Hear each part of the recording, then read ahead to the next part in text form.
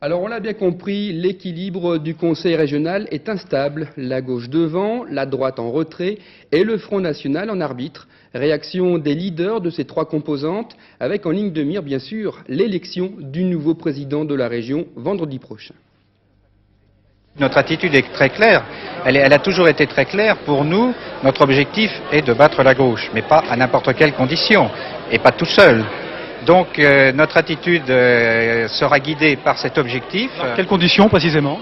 Nos conditions, c'est que nous ne servirons pas de béquille au RPR et à l'UDF. Il est bien entendu que nous ne sommes pas là pour venir leur offrir la région.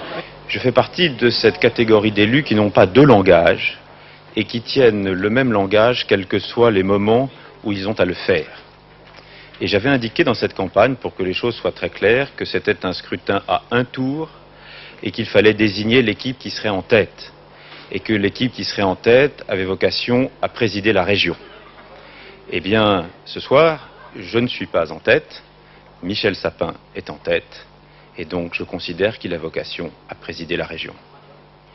Michel Sapin, votre réaction?